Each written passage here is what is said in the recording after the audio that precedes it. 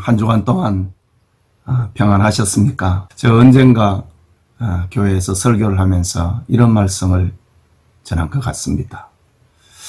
우리 육체를 중심으로 잘 되는 것을 가리켜 세상 나라를 건설하는 것이고, 우리 영혼을 중심으로 잘 되는 것을 하나님 나라 건설이다 라고 했습니다.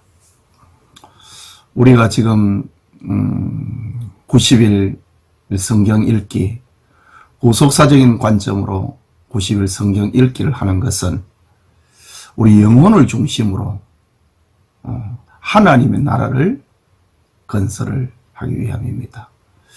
여러분, 하나님 나라 건설 안에는 우리의 육체와 우리의 삶의 모든 부요가 담겨 있다고 하는 것을 우리가 생각을 하고, 너희는 먼저 그의 나라와 그의 의를 구하라. 그리하면 이 모든 것을 더하시리라 라고 했습니다. 영혼을 중심으로 하나님의 나라를 세워가는 우리 성경 읽기반의 우리 모든 성도님들이 되셨으면 합니다. 성경을 읽는 과정에서 예수 그리스도의 생명을 우리의 가슴에 담아내는 그런 축복이 있기를 바랍니다.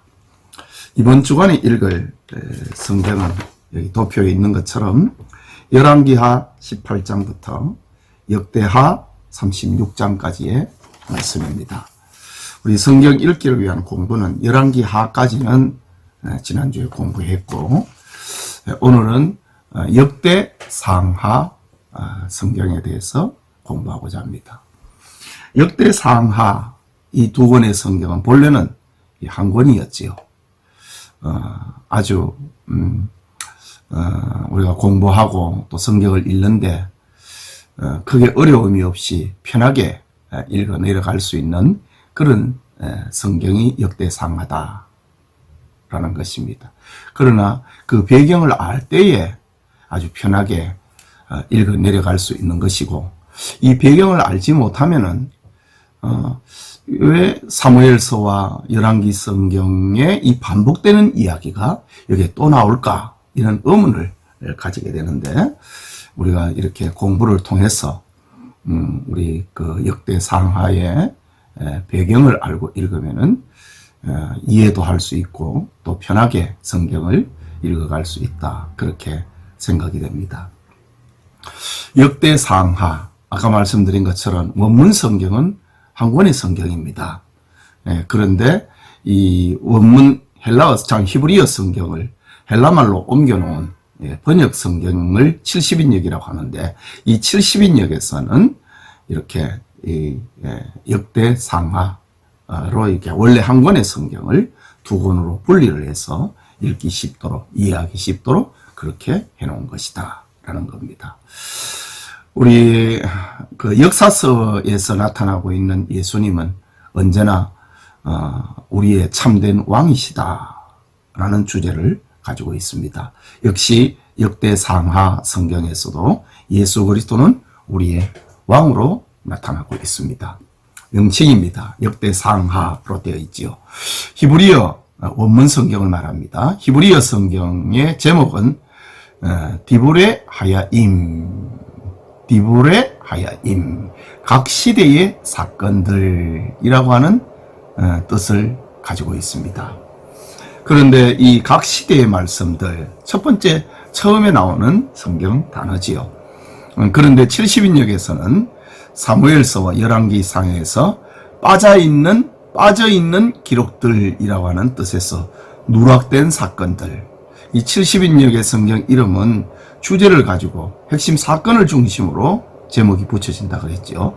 그럴 때에 이 역대기 성경은, 역대상하 성경은 다른 역사서인 사무엘서와 그리고 열왕기서에 빠져있는 이야기들이다, 그런 뜻으로 헬라말로 파라레이포메나, 누락된 사건들이라고 이름을 붙였습니다. 오늘 이번에 읽을 역대상하 성경의 핵심은 바로 이겁니다. 사무엘서와 열왕기서라고 하는 역사서에 빠져있는 왕들의 이야기다 라는 것이 핵심입니다. 그런데 빠져있는 누락된 사건들을 기록함에 있어서 이제 관점이 있다고요. 성경을 기록하고 있는 관점이 성전을 중심으로 기록을 하고 있습니다. 성전을 중심으로 이 역대기 성경이 기록이 되어 있으니 북왕국 이스라엘은 성전이 없잖아요. 성전은 남유다의 성전, 예루살렘의 성전이 있지요. 그러니까 성전하고 관계가 없는 북왕국 이스라엘의 왕들의 이야기는 역대상하 성경에는 기록이 안 됩니다. 성전과 관계된 누락된 이야기들을 기록해 놓은 것이 이 역대상하 성경이다라는 겁니다. 누가 기록을 했는가는 알 수 없습니다. 그러나 일반적으로 제사장 겸 학사였던 에스라로 추정을 하고 있습니다. 여러분, 에스라가 누구입니까? 바벨론 포로에서 귀환을 했던 지도자 가운데 한 사람입니다. 에스라 성경이 있잖아요. 에스라, 느헤미야, 에스더, 여기까지가 역사서인데 우리 다음에 이 역사서를 또 공부를 하게 될 것입니다. 에스라라고 하는 사람은 바벨론 포로지에서 바벨론 포로로 끌려갔다가 세 차례에 걸쳐서 돌아옵니다. 100년 걸쳐가지고. 포로 생활은 70년을 하지만은,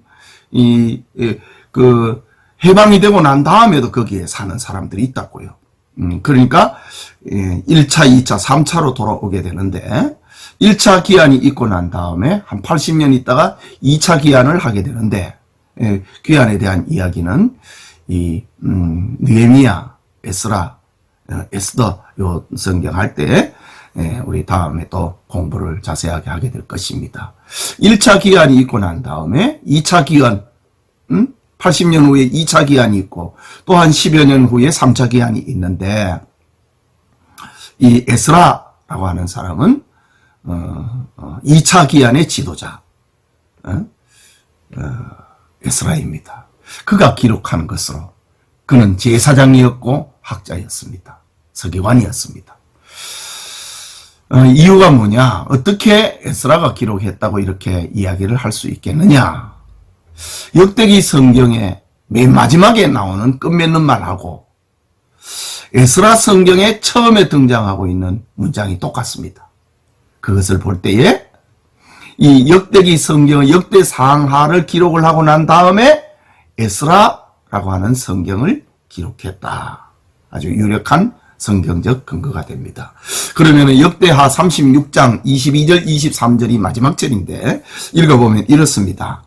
바사의 고레스 왕 5년에 바벨론이 바사 페르시아에 의해서 멸망을 당합니다. 바사의 고레스 왕 5년에 여호와께서 에레미야의 입으로 하신 말씀을 이루시려고 여호와께서 바사의 고레스 왕의 마음을 감동시키심에 하나님이 바사 왕 고레스의 마음을 감동을 시켰다 이거지요. 시키심에 그가 온 나라에 공포도 하고 조소도 내려 이르되 바사 왕 고레스가 이같이 말하노니 하늘의 신 여호와께서 세상 만국을 내게 주셨고 나에게 명령하여 유다 예루살렘에 성전을 건축하라 하셨나니 너희 중에 그의 백성된 자는 다 올라갈지어다. 너희 하나님 여호와께서 함께 하시기를 원하노라 하였더라. 하나님께서 이스라엘의 하나님께서 저 페르시아 제국의 고레스 왕의 마음을 감동을 시켜갖고 공포도 하고 조서를 내려서 하나님의 백성된 자는 다 고국으로 돌아가도 좋다라는 칙령을 내리는 것으로 역대하 성경은 끝납니다. 그런데 이제 에스라 성경의 첫 번째 구절이 에스라 1장 1절에서 3절에 보면은 똑같은 내용이 그대로 담겨 있습니다. 이런 걸 볼 때에 동일 저자다라고 볼 수 있는 거지요. 바사왕 고레스 원년에 여호와께서 에레미야의 입을 통하여 하신 말씀을 이루게 하시려고 바사왕 고레스의 마음을 감동시키심에 그가 온 나라에 공포도 하고 조소도 내려 이르되 바사왕 고레스는 말하노니 하늘의 하나님 여호와께서 세상 모든 나라를 내게 주셨고 나에게 명령하사 유다 예루살렘에 성전을 건축하라 하셨나니 이스라엘의 하나님은 참 신이시라. 너희 중에 그의 백성된 자는 다 유다 예루살렘으로 올라가서 이스라엘의 하나님 여호와의 성전을 건축하라. 그는 예루살렘에 계신 하나님이시니라.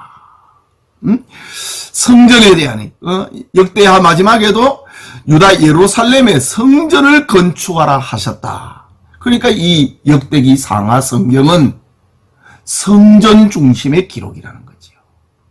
성전을 이스라엘의 왕으로, 참 유다의 왕으로서 살아가면서 하나님의 성전을 당신은 어떻게 관계를 하면서 살았느냐? 사무엘 상하와 역대 상하에서 빠져있는 이야기, 누락된 이야기, 하나님의 성전을 어떻게 관계하면서 왕의 직임을 감당했느냐, 그 이야기라고 하는 겁니다. 성전을 건축하라고 갔다.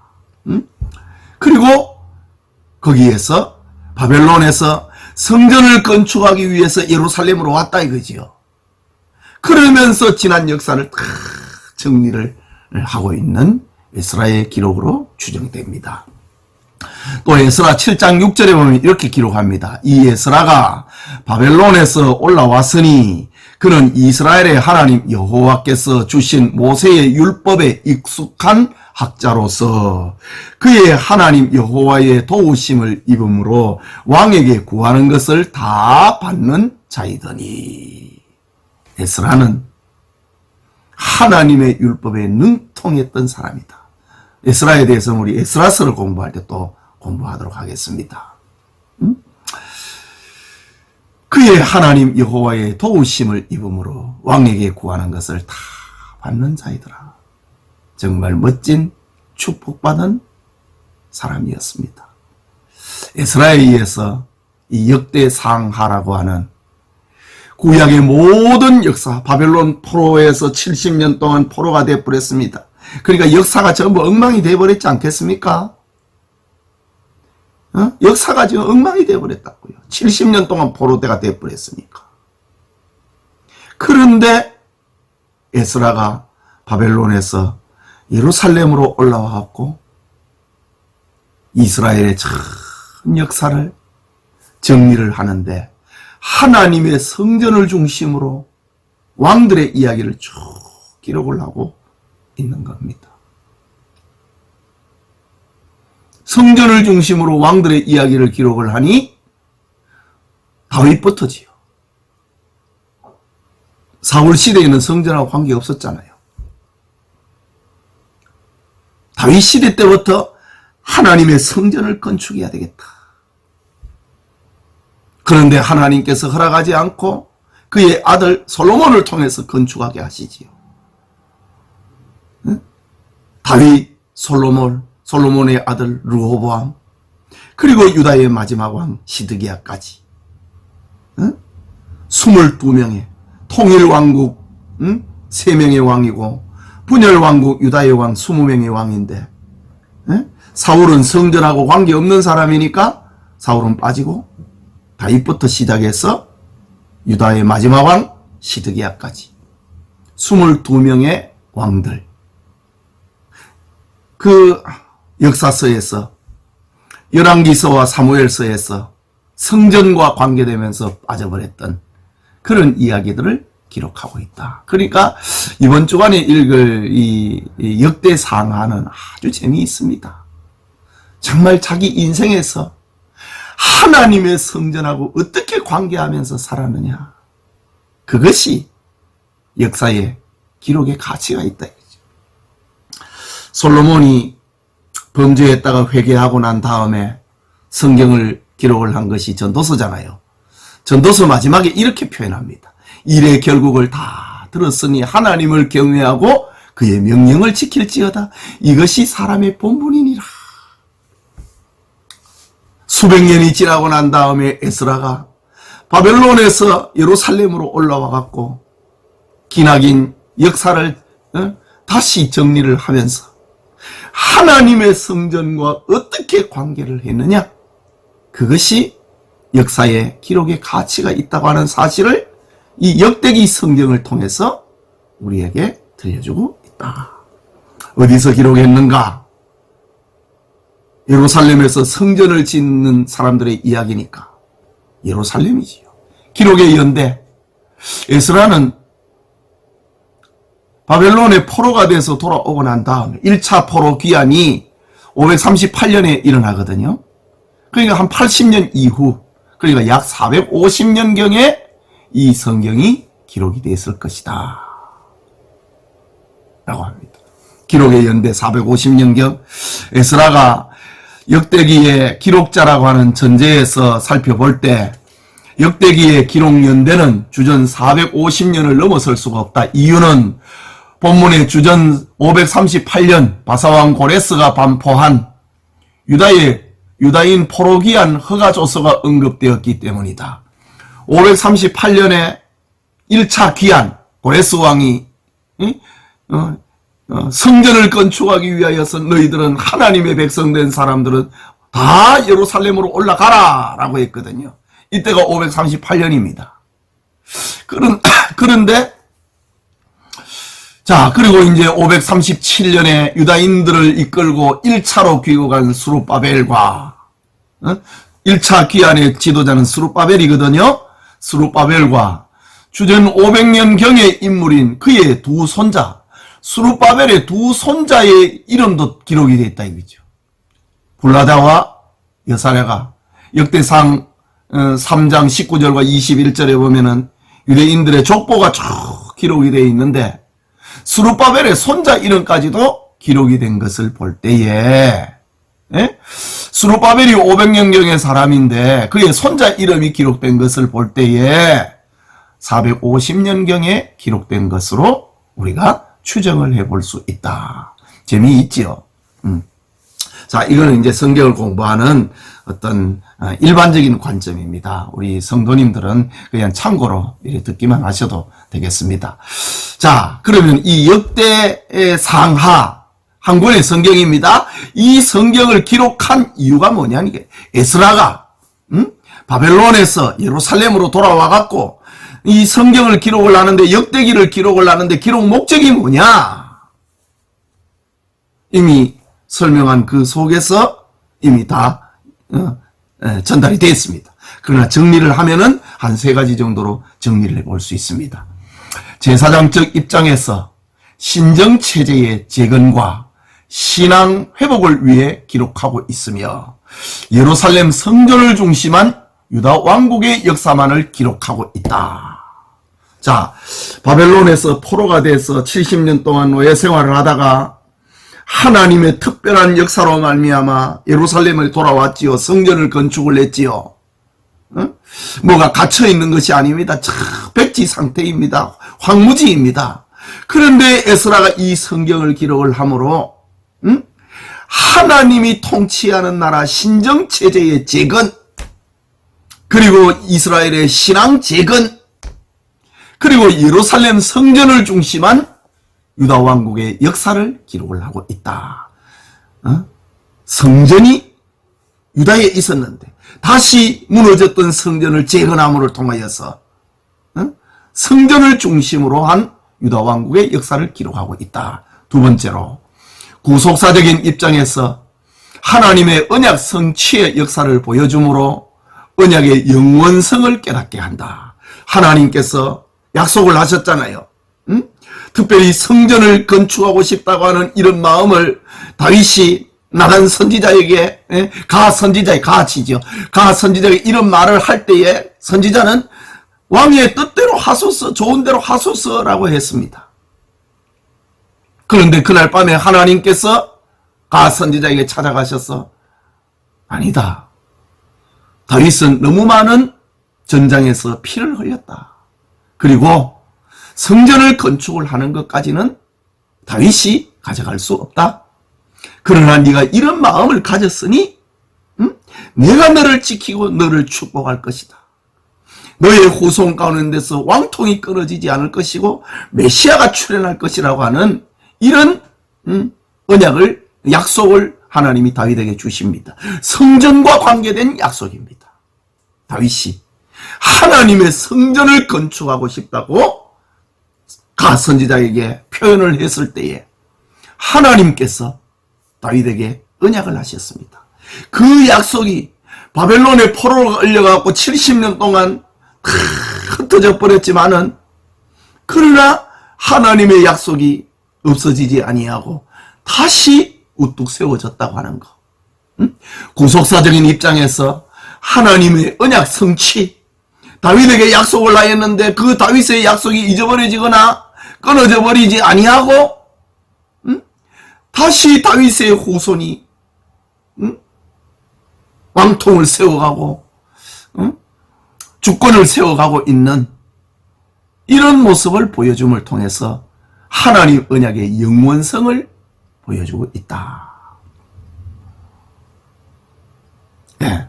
스룹바벨이, 총독 스룹바벨, 이제 그 바벨론과 페르시아 제국이기 때문에 제국 안에 있는 작은 분봉 나라거든요. 분봉왕이거든요. 그렇지만은 스룹바벨을 총독으로 세워갖고 유대인들로 하여금 성전을 건축하게 합니다. 이 스룹바벨이 바로 다윗의 후손입니다. 왕통입니다. 다윗의 왕통이 끊어지지 않았다 이거지. 저 페르시아의 고레스 왕이 다윗의 후손 가운데 스룹바벨을 총독으로 세워갖고 예루살렘으로 돌아가서 성전을 건축하라 했다. 하나님 언약의 영원성, 견고성을 말하고 있습니다. 세 번째로, 하나님과의 언약적인 관계에 있는 다윗 왕조의 중요성을 강조한다. 이는 하나님께서 주셨던 영광을 기억해야 하고 진실한 삶의 길은 오직 하나님의 말씀을 순종함으로만 가능하다는 것을 주장하고 있다. 하나님의 말씀에 순종하고 성전과 관계돼서 이렇게 살아가는 거기에 하나님이 축복하신다 라는 이런 내용들을 이 역대기 상하 성경에는 담고 있습니다. 주제, 역사의 주인은 하나님이시다.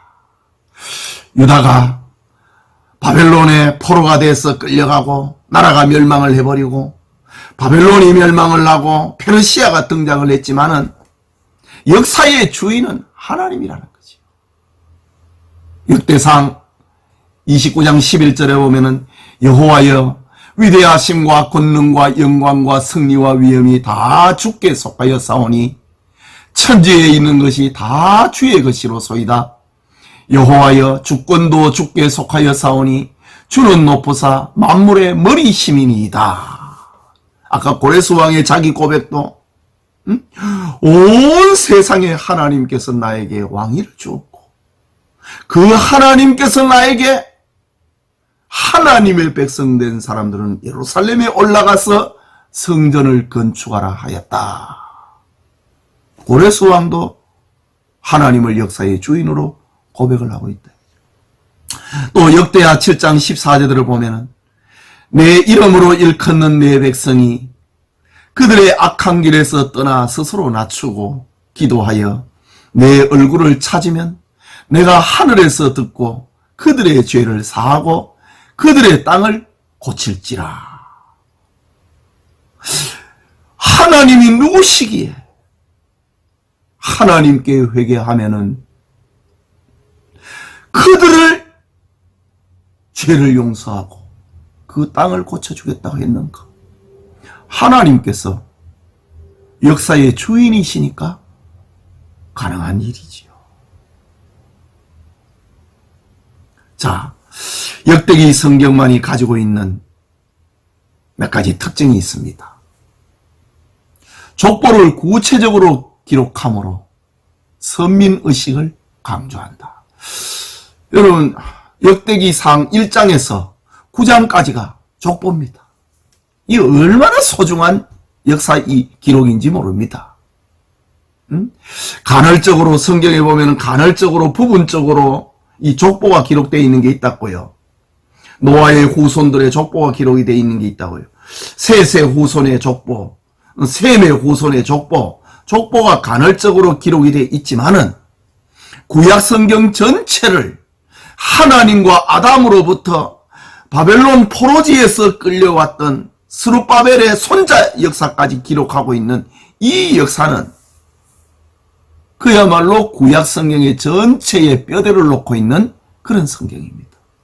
그러니까 우리가 역대기 성경을 읽어갈 때에 1장에서 9장까지가 족보 얘기가 나오니까 아이고 나하고는 관계가 없네 이래 생각하면 안 됩니다. 이것은 구약 성경의 전체에 뼈대를 세워놓고 있는 것. 바벨론 포로지에 끌려갔잖아요. 그래서 나라 잃은 백성이 됐고 모든 것을 다 빼앗겨 버렸잖아요. 그런데 바벨론에서 예루살렘으로 돌아와 갖고 이스라엘이라고 하는 나라의 근간을 세우는 저 아담부터 시작해서 스룹바벨까지 나라의 근간을 세우는 그 이야기가 족보가 1장에서 9장까지 기록이 됐다. 여러분 족보를 읽을 때에 딱딱하고 의미가 없는 것지만은 그러나 이 족보는 너무너무 소중한 겁니다. 이스라엘의 뿌리 찾기고 그 뿌리 찾기를 통하여서 예수 그리스도의 세계를 만들어가는 거. 나중에 그 느헤미야서를 보면은 가짜 족보도 찾아낸다고요. 이런 족보가 있기 때문에 가짜 족보도 찾아내는 겁니다. 다음 세대의 사람 느헤미야가 가짜 유대인들도 찾아냅니다. 그래서 아브라함과 다윗의 자손 예수 그리스도의 세계에 그 순결한 그 혈통을 찾아놓고 있는 그런 장면입니다. 족보를 구체적으로 기록함으로써 선민의식을 강조하고 있다. 바벨론의 포로가 돼서 살았고 이제 돌아왔지만은 그러나 우리는 하나님의 백성이다. 족보를 통해 갖고 하나님 백성임을 나타내고 있다. 두 번째, 정치적 변화보다는 성전을 중심으로 종교적 사건을 기록하는데 우상 숭배를 반대하는 왕들이 강조되고 있다. 정치적으로 무슨 영토를 얼마나 넓히고 이방 나라를 얼마나 정복을 하고 조공을 바치게 하고 이런 어떤 정치적인 이야기보다는 하나님의 성전을 어떻게 관계했느냐. 성전 회복 운동을 한 사람인가 아니면은 우상을 따라간 사람이었는가 그 결과는 어떻게 됐는가 이것을 역대기 성경에서 기록하고 있다. 세 번째는 신명기적 역사관에서 말씀에 순종하는 자의 축복과 불순종하는 자의 저주를 기록하고 있다. 말씀에 순종하는 자의 축복, 특별히 역대기에서는 하나님의 성전을 사랑하는 사람의 축복, 성전을 멀리하는 사람의 저주가 기록이 되어 있다. 다섯 번째, 역대기는 인류의 시초인 아담부터 기원전 538년에 있었던 고레스 왕의 칙령까지를 기록하고 있다. 칙령을 기록하고 있지만 그 다음에 돌아왔던 사람 스룹바벨의 손자 이야기까지도 기록이 되어 있지요. 여섯 번째, 북이스라엘에 살던 제사장들과 레위 사람들. 이 여섯 번째, 이건 아주 중요한 이야기입니다. 역사를 이해를 하는데, 북이스라엘에 살던 제사장들과 레위 사람들. 솔로몬이 죽고 난 다음에 그의 아들 르호보암 때에 이스라엘의 12지파의 나라가 분열이 되어버렸잖아요. 그리고 북을 이스라엘이라고 남을 유다라고 합니다. 북이스라엘에는 10지파가 있었습니다. 우리 알다시피 레위인들과 제사장들은 이스라엘 12지파 전역에 흩어져 갖고 신앙운동을 했던 사람들입니다. 어느 날 갑자기 남북이 나눠져 버렸습니다. 저 북쪽에 있었던 레위인들과 제사장들이 있다고요. 그리고 남쪽에는 유다지파와 베냐민 지파만 있습니다. 그리고 북왕국 이스라엘은 아수르에 의해서 멸망을 당해버리고 아수르의 식민지 정책은 식민지 백성들의 혈통을 섞어버리는 겁니다. 그런데 바벨론에서 포로가 돼서 귀환한 사람들이 12지파가 다 있다고요. 이게 어떻게 됐는가? 어쩌면 수수께끼처럼 이렇게 보이거든요. 잃어버린 10지파였는데 어디에서 이 10지파가 다시 나왔는가? 그 실마리를 제공을 해주고 있는 것이 역대하 11장 16절에서 17절 여기에 나오고 있습니다. 아주 중요한 성경 구절입니다. 네, 다시 한번 봅니다. 북이스라엘에 살던 제사장들과 레위 사람들 그리고 10지파 중에서 여로보암에 실망한 사람들이 남왕국 유다로 돌아온다. 훗날 12지파의 근간을 이룬다. 이 말입니다.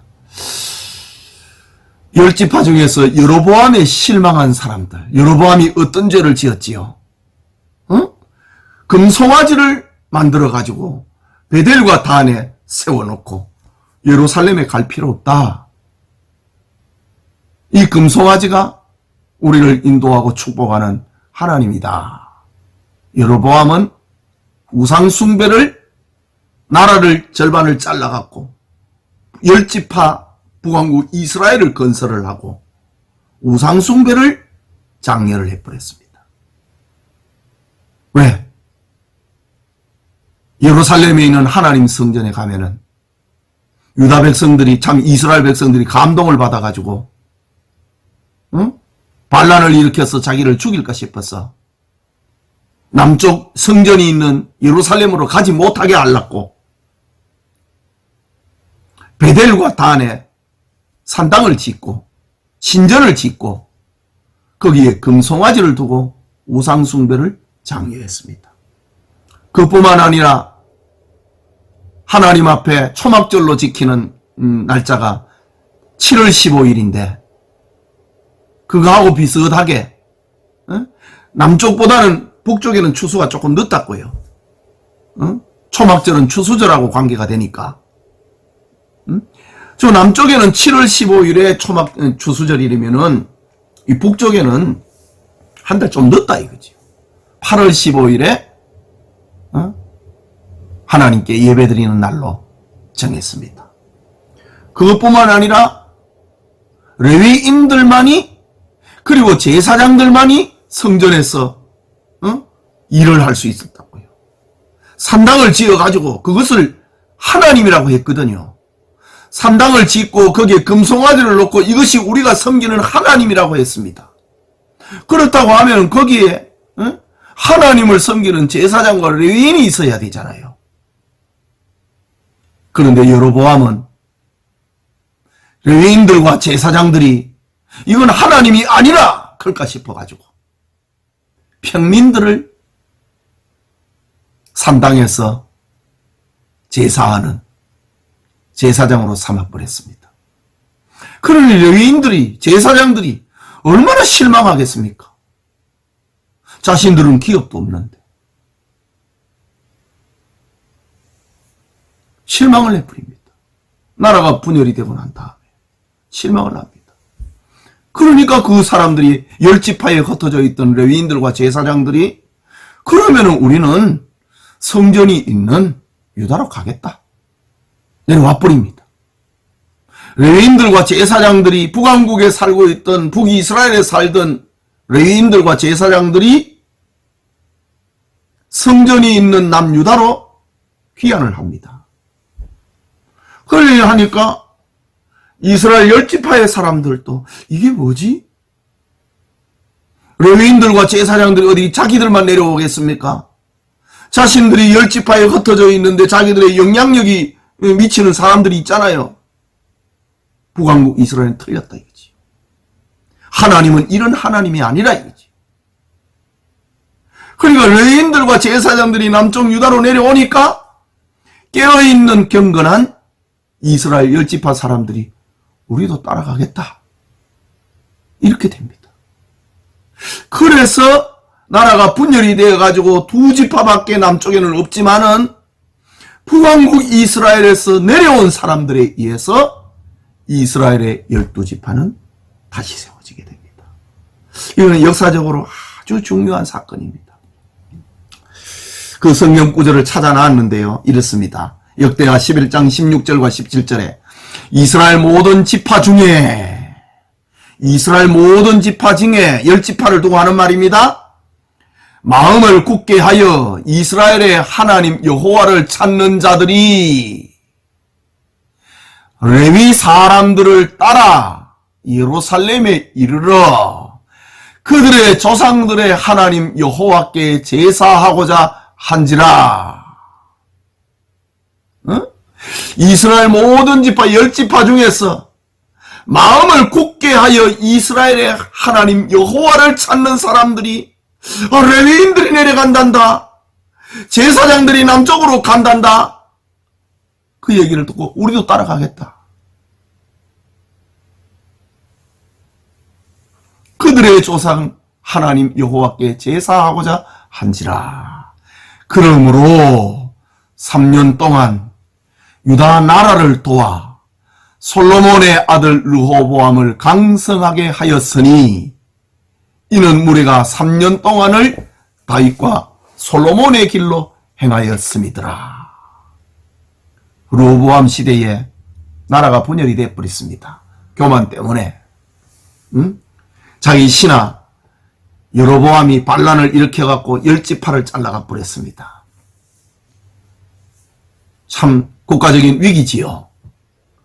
그런데 시간이 얼마 지나고 난 다음에 여로보암이 하는 일에 혐오를 느끼고 실망을 한 사람들이 북왕국 이스라엘에서 남으로 피난민들이 내려오는 겁니다.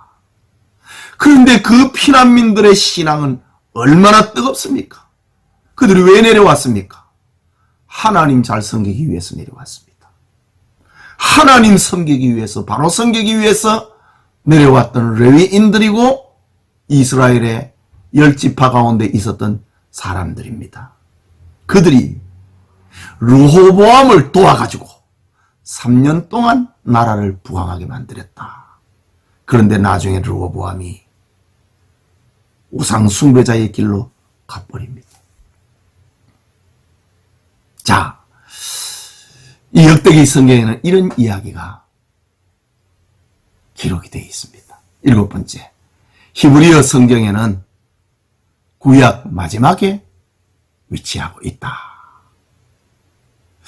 우리는 성경의 마지막이 뭐지요? 말라기 성경입니다. 그런데 히브리어 성경은, 원문 성경은 우리의 성경하고 배열이 조금 다릅니다. 우리의 성경은 조목조목 묶어놨잖아요. 율법서, 역사서, 시가서, 선지서 이렇게 묶어놨잖아요. 그러나 유대인의 성경은 역사서가 맨 마지막으로 갑니다. 역사서의 맨 마지막으로 가니까 이 역대기 성경이 마지막이 됩니다. 예. 뿌리 찾기를 해놨잖아요. 역대기 성경에는 족보를 찾아놨잖아요.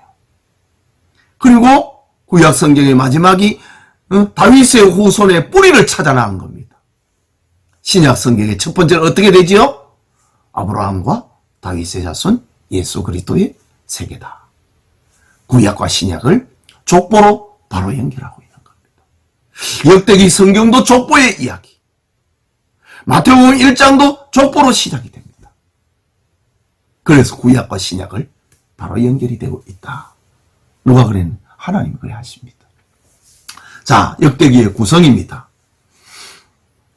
아담부터 다윗까지의 족보, 역대상 1장에서 역대상 9장까지 구약 전체에 바벨론 포로지에서 돌아온 사람들의 이야기까지 족보를 기록을 해놓고 있다.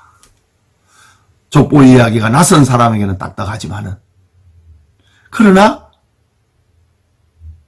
자기들의 이야기일 때는 그 족보는 너무 소중한 것입니다. 자, 그 다음에 역대상 10장부터 이제 역대하 9장까지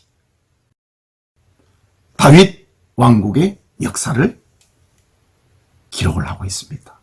성전을 건축하고 싶었던 다윗. 하나님의 나라를 세우고 싶었던 다윗. 그 역사를 시작을 하는데, 그러면은 다윗의 역사를 시작을 하면은 어떻게 해야 됩니까? 사울의 죽음부터 시작되는 겁니다. 사울의 모든 이야기는 다 생략이 되고, 사울의 죽음부터 이 역대기 성경은 기록이 됩니다. 사울의 죽고 다윗이 즉위한다. 왕이 바뀌었잖아요. 정치적인 승리지요. 언약궤의 안치. 다윗이 나라가 평안하니까 저 사사시대에 빼앗겨버렸던 법궤, 하나님의 궤를 다시 예루살렘으로 이동을 합니다. 언약궤를 안치. 종교적 승리를 이야기를 담고 있습니다.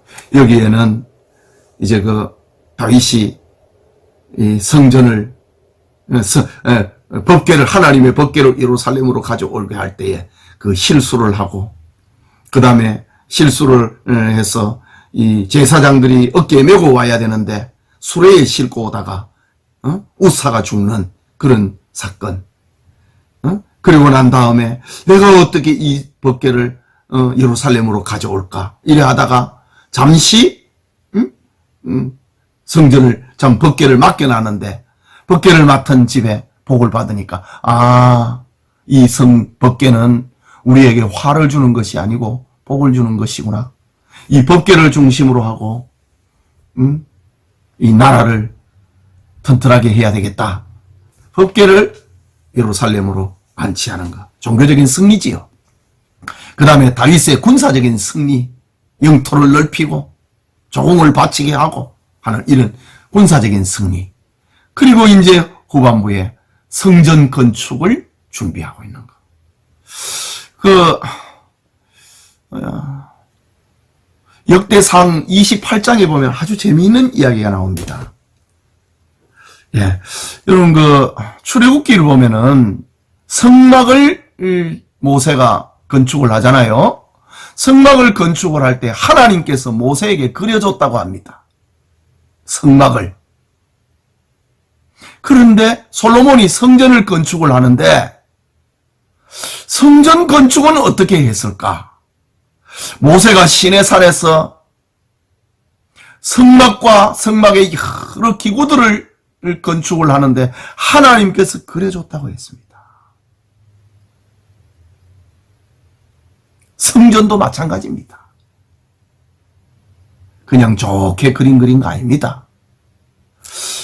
여기 우리 교환에는 싣지 못했는데 역대상 28장 19절에 보면 이렇게 기록합니다. 제가 읽어볼게요. 18절 19절을 읽겠습니다. 또 향단에 쓸 순금과 또 수레 곧 금그릇들의 설교대대로 만들 금의 무게를 정해주니 이 그룹들은 날개를 펴서 여호와의 언약궤를 덮는 것이더라. 19절에 다윗이 이르되 여호와의 손이 내게 임하여 이 모든 일의 설계를 그려 나에게 알려주셨느니라.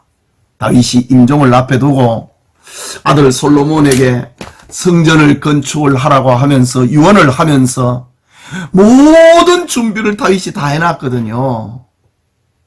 재정적인 준비, 설계도 다 준비를 했는데 그 설계도를 이렇게 지어라고 설계도를 아들 솔로몬에게 전해주면서 솔로몬아, 이 설계도는 하나님의 손이 그려갖고 나에게 준 것이다.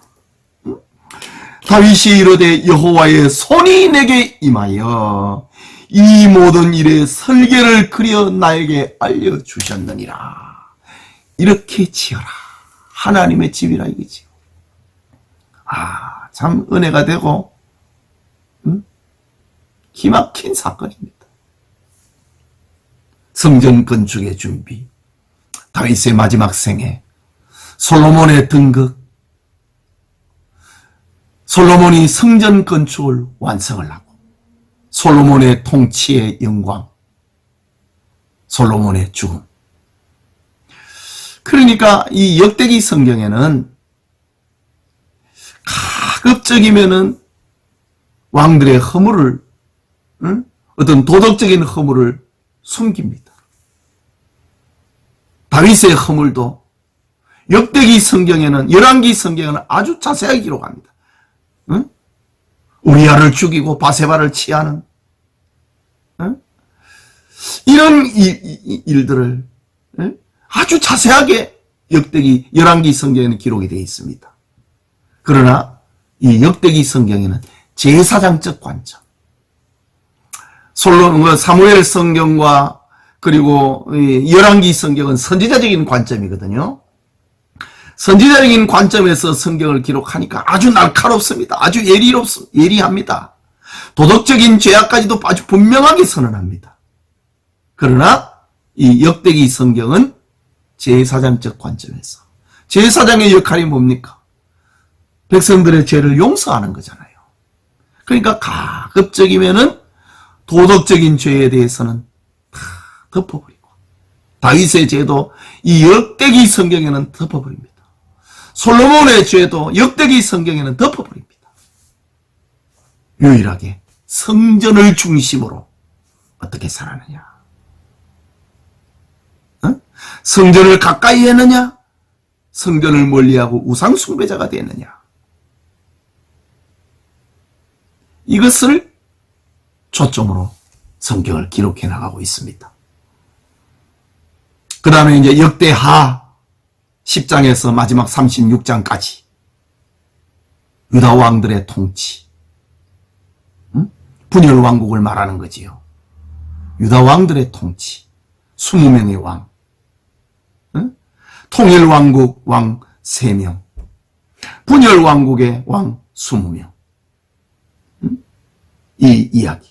그런데 이제 왕들의 이름을 쭉 이래 써놨습니다. 20명의 왕 가운데 아사, 우상을 제거하고 성전단을 수리를 했다. 여호사밧, 우상을 제거하고 교육정책과 민간을 순행하며 재판제도를 개혁했다. 요아스, 언약을 갱신하고 우상을 제거하고 제사제도를 정비하고 성전을 수리했다. 히스기야, 제사를 회복하고 성전을 복구하고 우상을 제거하고 유월절을 준수하고 11조와 예물 관리자를 임명했다. 느헤미야, 아주 악한 왕입니다. 그런데 나중에 회개합니다. 회개 후에 우상을 제거하고 성전을 수리했다. 요시야, 우상을 제거하고 거짓 제사장을 제거하고 성전을 복구하고 언약을 갱신하고 유월절을 준수했다. 이렇게 유다의 왕 20명 가운데 하나님의 성전을 가까이 했던 왕 6명의 왕들을 부각을 시키고 있습니다. 우리 여기에서 우리 뒤편에 그 도표를 한번 보겠습니다. 네. 페이지 231페이지를 한번 펴보십시오. 도표. 네. 우리 뒤편에 있는 우리 지도와 도표를 참고를 하면은 우리 성경을 읽는데 도움이 됩니다. 자, 옆에 이 솔로몬 시대의 예루살렘 성전은 하나님의 손이 그래가지고 다윗에게 주었다. 자, 15번 도표입니다. 역대 왕과 선지자, 통일왕국, 사울, 다윗, 솔로몬.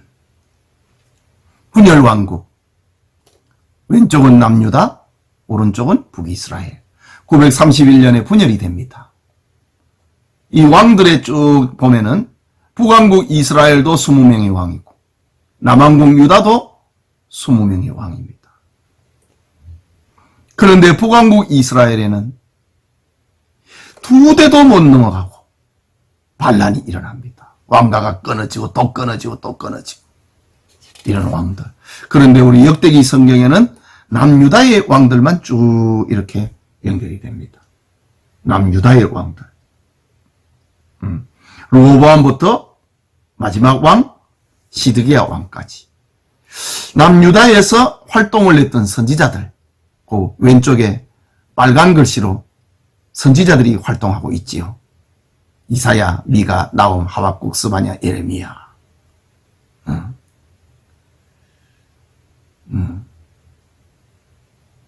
다니엘. 예. 예. 다니엘은 바벨론이 1차 공격 때 바벨론으로 포로가 돼서 끌려가거든요. 그 다음에 에스겔. 바벨론에서 활동을 했던 선지자입니다. 예? 그리고 요엘, 오바댜. 그 북이스라엘에서 활동을 했던 선지자들. 엘리야, 엘리사, 요나, 아모스, 호세아 등. 그리고 포로 귀환 때 활동을 했던 선지자 스가랴, 학개, 말라기 이렇게 됩니다. 또 성경을 구분하는 것도 이렇게 구분을 해볼 수 있습니다. 네. 우리 성경을 읽으면서 공부를 하면서 이런 것도 참고를 하면은 우리가 성경을 읽는데 조금 뭐가 그려진다고요. 네. 위치, 방향이 이렇게 그려지니까 이런 도표를 좀 참고하면 좋겠습니다. 그 다음에 남유다에 대한 역사잖아요. 이 역대기 성경은 왜 멸망을 했는가? 멸망의 원인에 대해서 6가지, 멸망의 결과에 대해서 6가지 또 우리 찾아볼 수 있습니다. 여호와 보시기에 악을 행했다. 선지자가 전한 여호와의 말씀에 겸비하지 않았다. 역대하 36장 12절에 보면은 그의 하나님 여호와 보시기에 악을 행하고 선지자 예레미야가 여호와의 말씀으로 일러도 그 앞에 겸손하지 아니하였으며 교만 때문에 망했다는 겁니다. 세 번째, 목을 곧게 하고 마음이 강팍하여 여호와께로 돌아오지 아니했다. 멸망의 원인입니다. 지금 역대하 36장 13절에 역대하 36장에는 멸망한 그 유다가 왜 멸망을 했느냐? 큰 역사를 기록을 해놓고 바벨론에서 포로가 돼서 포로가 돼서 포로 생활을 하다가 하나님의 은혜로 인하여서 예루살렘에 돌아와서 족보를 정리를 했습니다. 그러면서 멸망에 대한 이야기를 하면서 20명의 유다의 왕들의 역사 성전과 관계했던 그 왕들의 이야기를 쭉 얘기를 하면서 왜 망했느냐? 그 원인을 알아야 대처를 하잖아요. 임진왜란의 그 아픔을 반복하지 않기 위해서 유성룡이가 임진왜란의 참회록을 기록하잖아요. 그게 징비록이다. 왜 우리가 일본에 의해서 고통을 당했느냐?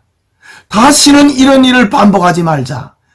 유성룡이가 쓴 유명한 역사 징비록입니다.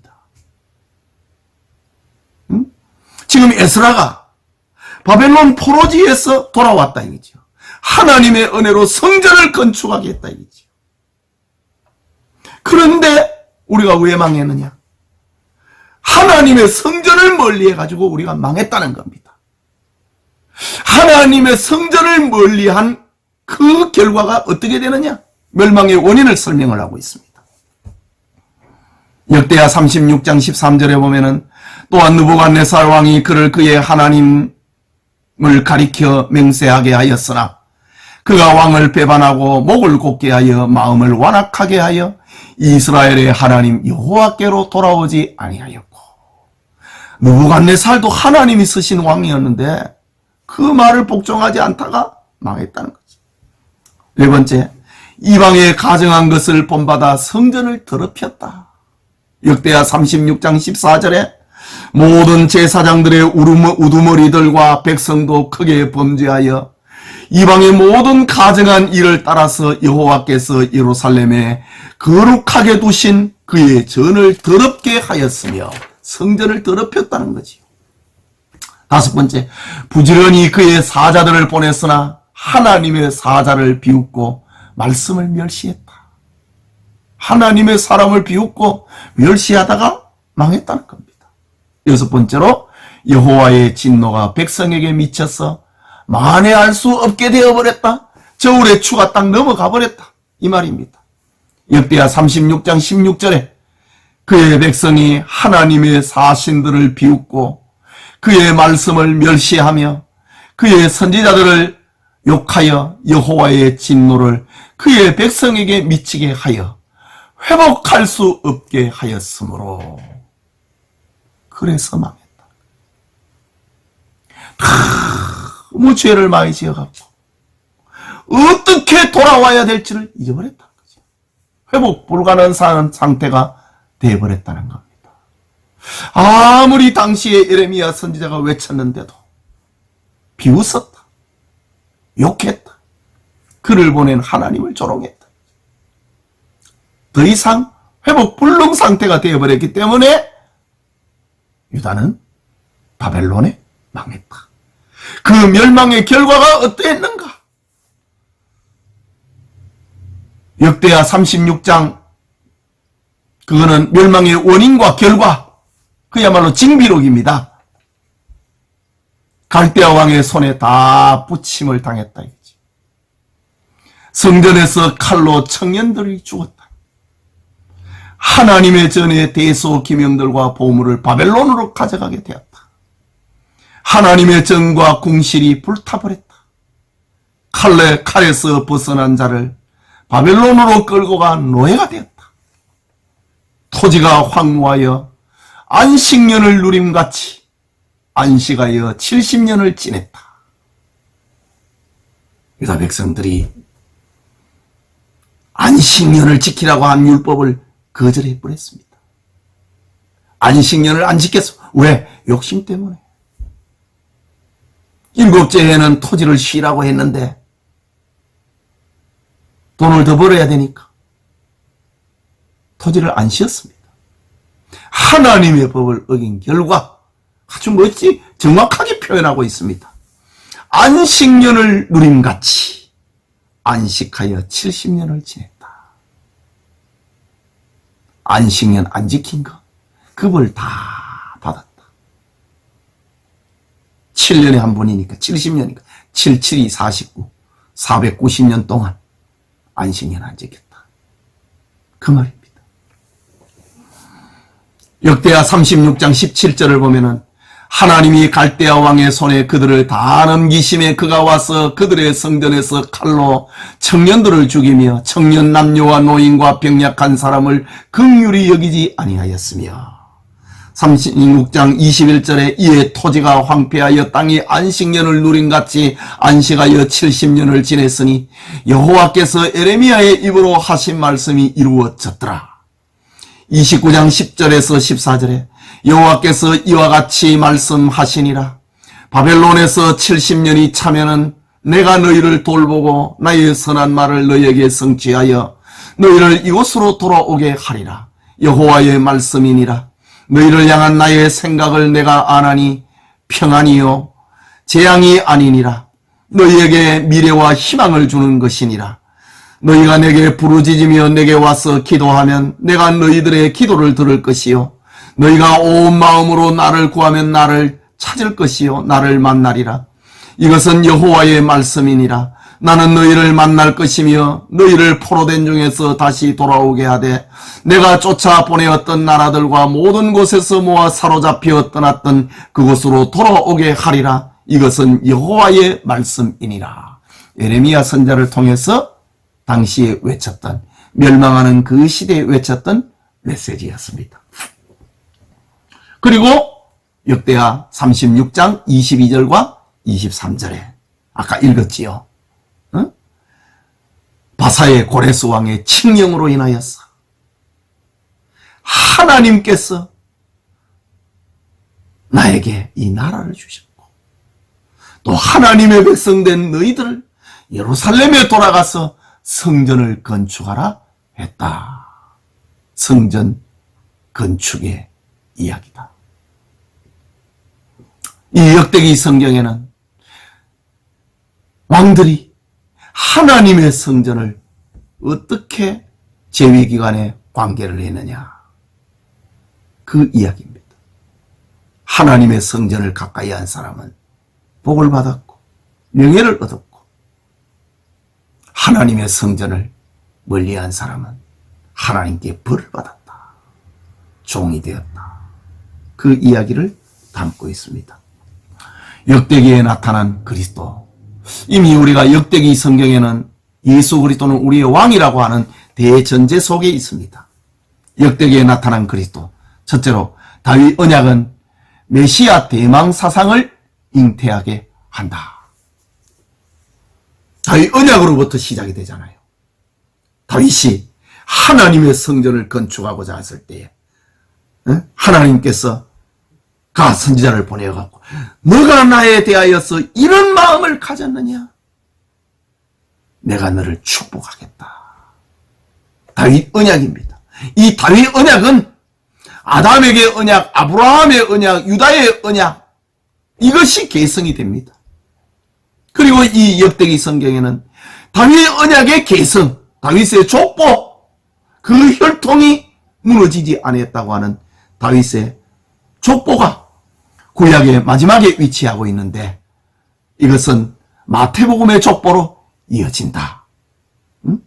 역대상 17장 11절과 14절에 하나님이 다윗에게 성전을 건축하고자 했던 다윗에게 하신 축복입니다. 내 생명의 연한이 차서 네가 조상들에게로 돌아가면 내가 네 뒤에 네 시 곧 내 아들 중 하나를 세우고 그 나라를 견고하게 하리니 그는 나를 위하여 집을 건축할 것이요 성전을 말합니다. 나는 그의 왕위를 영원히 견고하게 하리라. 나는 그의 아버지가 되고 그는 나의 아들이 되리니 나의 인자를 그에게서 빼앗지 아니하기를 내가 네 전에 있었던 자에게서 빼앗은 것 같이. 사울을 두고 하는 말입니다. 사울의 왕통을 빼앗아갖고 다윗이 줬잖아요. 내가 네 전에 있었던 자에게 빼앗은 것 같이 하지 아니할 것이며 이 왕통은 빼앗지 않겠다는 겁니다. 내가 영원히 그를 내 집과 내 집입니다. 하나님의 집입니다. 내 나라입니다. 이스라엘은 하나님의 나라입니다. 내 집과 내 나라에 세우리니 그의 왕위가 영원히 견고하리라 하셨다 하라.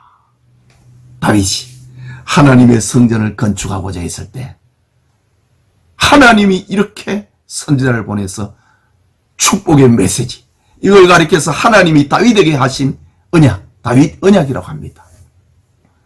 그러니까 이 역대기 성경에는 이 다윗 언약이 무너지지 않았다는 거지요. 다윗이 그렇게 건축하고 싶어 했던 성전이 세워졌는데 무너졌다, 불타버렸다. 그런데 다시 성전이 세워졌다. 다윗의 왕통이 바벨론의 포로가 돼서 끌려감으로써 끊어져 버린 것 같았는데 다시 다윗의 후손 스룹바벨을 지도자로 삼아갖고 왕적 권위를 줘가지고 페르시아 왕이 다윗의 후손 스룹바벨에게 왕적 권위를 줘갖고 돌아가서 예루살렘으로 가서 성전을 건축하라고 했다. 다윗 언약은 메시아 대망 사상을 낳게 만든다. 두 번째, 솔로몬의 성전 건축은 예수 그리스도의 구속 사역을 예표한다. 여러분, 성전이 뭡니까? 이미 성막을 통해서 말씀했습니다. 하나님이 자기 백성을 만나주는 것, 하나님이 자기 백성을 용서하는 것, 하나님이 자기 백성에게 말씀하시는 것, 하나님이 자기 백성과 교제하는 것이 성막인데 솔로몬이 그 성막이 확장이 된 성전을 건축을 합니다. 솔로몬의 성전 건축은 예수 그리스도의 사역을 예표한다. 마태복음 12장 6절에 내가 너희에게 이르노니 성전보다 더 큰 이가 여기 있느니라. 성막보다 더 큰 것은 솔로몬의 성전이고 솔로몬의 성전보다 더 큰 이는 예수 그리스도이니라.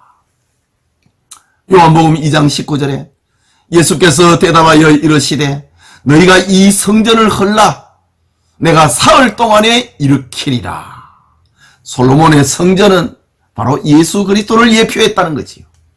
요한계시록 21장 22절에 성 안에서 내가 성전을 보지 못하였으니 이는 주 하나님 곧 전능하신 이와 및 어린 양이 그 성전이심이니라.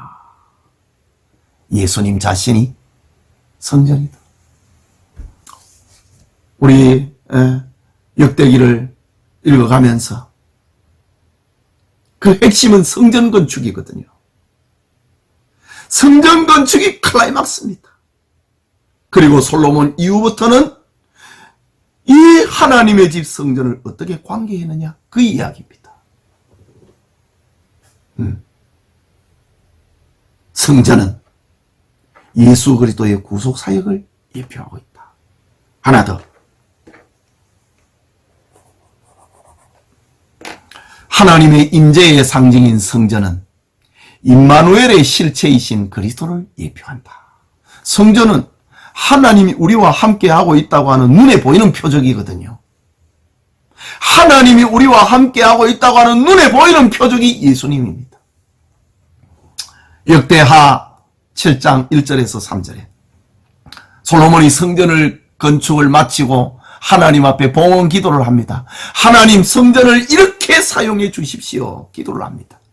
자, 솔로몬이 기도를 마침에, 봉헌 기도를 마침에 불이 하늘에서부터 내려와서 그 번제물과 제물들을 사르고 여호와의 영광이 그 성전에 가득하니 여호와의 영광이 여호와의 전에 가득함으로 제사장들이 여호와의 전으로 능히 들어가지 못하였고 이스라엘 모든 자손은 불이 내리는 것과 여호와의 영광이 성전 위에 있는 것을 보고 돌을 깐 땅에 엎드려 경배하며 여호와께 감사하여 이르되 선하시도다, 그의 인자하심이 영원하도다 하니라. 봉헌 기도를 마치니까 하나님이 불이 임해가지고 하나님이 이 성전하고 함께하고 있다고 하는 것을 보여줬잖아요. 마태복음 1장 23절에 보라, 처녀가 잉태하여 아들을 낳을 것이요 그의 이름은 임마누엘이라 하리라 하셨으니 이를 번역한즉 하나님이 우리와 함께 계시다 함이라. 구약의 성전은, 솔로몬의 성전은 하나님이 이스라엘과 함께 하고 있다고 하는 눈에 보이는 표적이었습니다. 하나님께서 이 땅에 예수님을 보내시면서 보라, 처녀가 잉태하여 아들을 낳을 것이요 그의 이름은 임마누엘이라 하리라 하셨으니 임마누엘, 성전이다 이거지요. 이를 번역한즉 하나님이 우리와 함께 계시다 함이라. 마태복음 28장 20절에 내가 너희에게 분부한 모든 것을 가르쳐 지키게 하라. 볼지어다 내가 세상 끝날까지 너희와 항상 함께 있으리라 하시니라. 예수님이 우리와 늘 함께하는 성전이 되겠다고 약속하셨습니다. 마지막으로 개혁의 왕들이, 아까 6명의 개혁의 왕들이 있었잖아요. 개혁의 왕들이 우상을 타파하고 성전을 정결하게 하면 의식과 외식에 사로잡힌 유대교를 개혁하고 성전을 정결하게 하신 그리스도를 예표한다.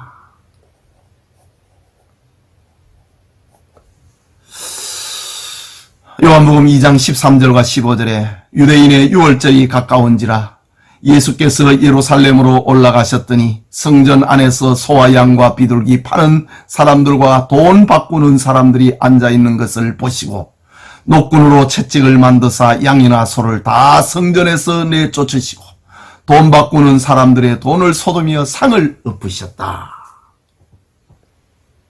구약에 있었던 6명의 개혁의 왕들은 성전을 정결하게 하시는 예수님을 상징하는 거였다. 그래도 유다의 6명의 왕들은 유다의 희망이었습니다. 그러나 그들이 불완전했거든요. 이런 왕들을 통하여서 우리의 진정한 왕은 예수 그리스도다. 그것을 이 역대기 성경을 통해서 우리에게 알려주고 있습니다. 이번 주간에 읽을 성경은 아주 단순합니다. 한 권의 성경이니까 아주 단순합니다. 방향도 목표도 아주 단순합니다. 하나님의 성전을 어떻게 관계하면서 살아느냐 라는 그런 메시지를, 그런 생명을 우리에게 담고 있는 성경입니다. 우리에게 주는 교훈은 여러분이 살아가면서 하나님의 교회를 어떻게 관계하면서 사느냐. 이것이 성도의 명예요. 이것이 성도의 축복이다. 비록 부족하지만 이스라엘의 6명의 개혁의 왕들이 비록 부족했지만 그러나 그것을 반짝이는 별처럼 아름답게 만들고 계시는 하나님의 모습, 영감의 기록. 여러분이 주님을 사랑하고 교회를 사랑하는 것도 이처럼 하늘에 반짝이는 별처럼 하실 것입니다. 성경을 읽어가면서 이런 의도와 목적을 여러분의 가슴 속에 담아낼 수 있기를 바랍니다. 기도합시다. 하나님 아버지, 은혜를 감사합니다. 이번 주간에 읽을 성경은 지난 주간에 공부한 열왕기서의 마지막 부분과 하나님의 성전과 관계된 이 왕들의 이야기를 우리가 읽어갈 것입니다. 하나님의 언약의 영원성과 불변성을 이 족보를 통하여서 보여주고 계시고 그 나머지의 10장부터 열왕기상 10장부터 역대하 36장까지는 그 분열왕국의 20명의 왕과 통일왕국의 2명의 왕의 이야기를 통해서 하나님의 성전을 어떻게 관계하면서 살았느냐, 그것을 담고 있는 일의 결국을 다 들었으니 하나님을 경외하고 그 명령을 지킬지어다. 하나님의 성전을 어떻게 관계했느냐, 이것이 사람의 본분이라고 하는 그 메시지의 핵심을 이번 주간에 잘 담아낼 수 있도록 축복해 주시옵소서. 부족하지만은 영원한 왕 예수 그리스도를 소망을 하면서 계획을 이루어냈던 유다의 왕들처럼 우리도 부족하지만은 주님을 생각함으로 하나님을 그리고 교회를 사랑하며 살게 해 주옵소서. 예수님 이름으로 기도합니다. 아멘.